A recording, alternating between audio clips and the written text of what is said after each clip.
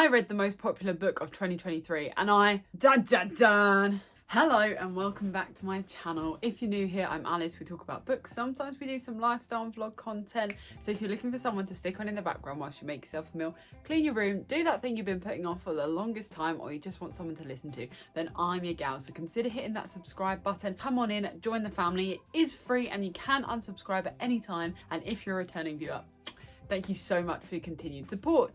Let's get on with today's video. What are we talking about today, guys? Guys, it's happening. It's happening. Guys, it's happening. It's happening. It's happening. It's happening.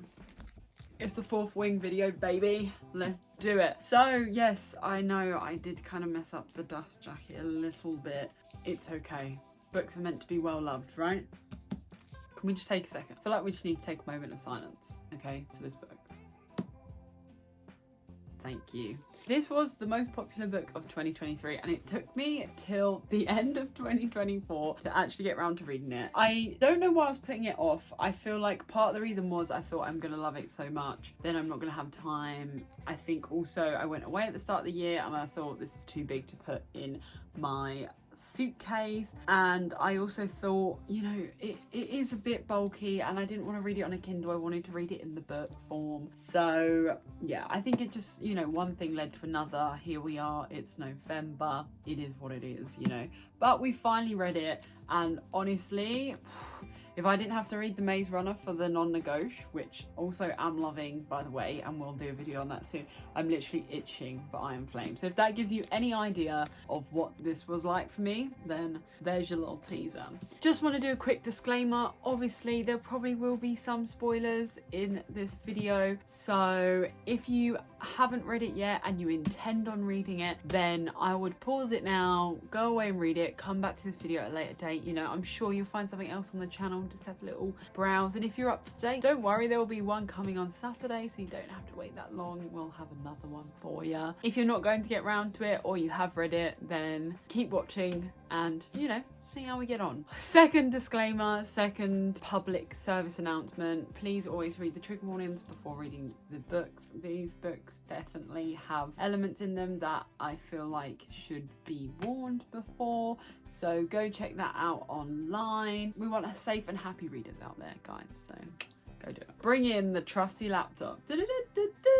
So today, guys, we're going to talk about joking. One day we will tell you, but as always, today is not that day. Sorry. So let's do it. What did we think of Fourth Wing? Here we go. So I gave this book, drumroll please, 4 stars. Okay, now did you feel like I was gearing up for a 5-star there? This book had the potential to be 5 stars, and I feel like, I hope I'm not wrong, but I feel like it will get better. Like I could see Iron Flame, or maybe even the new one coming in January, which is Onyx something Empire, is that right? No, I don't know. I feel like I could see those potentially being a 5-star read, but there was just a few little things in here that made it a 4-star, but it was definitely not lower. It was like 4 to 4.5 maybe if you're being a bit generous. But I've said it once, I'll say it again, people, so say it with me. The first book is always the worst, okay? Now, sometimes this has been proven wrong and they're fantastic. For example, Lord of the Rings, they're just all great. But for the most part, usually I end up giving the first book 4 stars because I am a world builder. I need the world building, I need all of the lore, I need it all together, and I enjoy that because the first book gives you that, but you don't have the same commitment until you get into the next books. I just feel like, yeah, this was a 4-star for me. Okay, I'd probably say 8 out of 10, maybe 8.5. I didn't actually write a score down, so let's do that now. 8.5 feels fair. 8.5 is the final thing. Now, in terms of chilies, I gave this 2.5. There was definitely spice in there. The spice was, you know, it was spoken about a fair amount. There wasn't an overly massive amount in here, and also I do also think that I was okay with that. Do you know what I mean? I love a romantasy. I love a bit of everything. This is very slow burn, enemies to lovers, fantasy, epic adventure kind of thing. So, you know, I feel like it was enough for me personally. I don't think I needed more. Maybe you would, but I gave it 2.5. That might be a little bit generous. It wasn't super spicy compared to some of the other things I read, but for the book I felt it was a 2.5.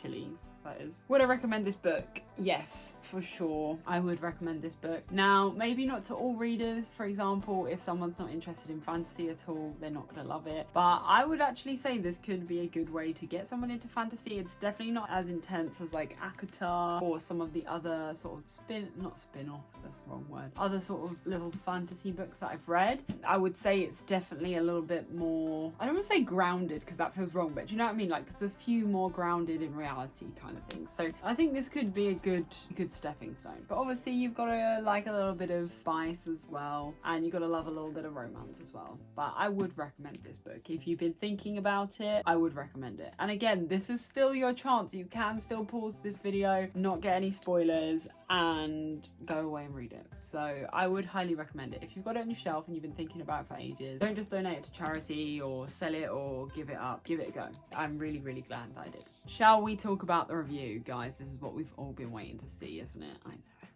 I said I loved this book. I think we can all tell.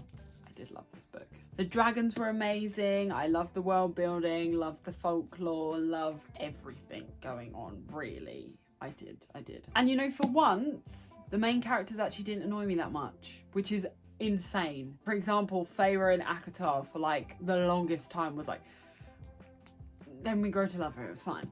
But Violet was kind of fire in the booth. I quite enjoyed her. It's very rare that the main character doesn't kind of annoy you in some way, because obviously they're dictating the narrative, right? So their decisions impact what happens in the book. So sometimes you can see when it's all been done on purpose and that, and I feel like this did quite a good job at not making it seem too purposeful. I liked them. I liked the characters in here. I did. Definitely loved the enemies to lovers. Now, it was kind of slow burn, but I also still feel like it was kind of fast as well. See, my issue is I love a good slow burn tension build up, but I don't like the 0 to 100. So we've had this slow burn, we've had this build up, we have this explosion of the tension, things happen. But then I feel like we still need like a good timeline on it, and I feel like they did actually do not a bad job in this book. But I just feel like there's certain bits I felt like they just needed a little bit more. But I think, again, you know, it's all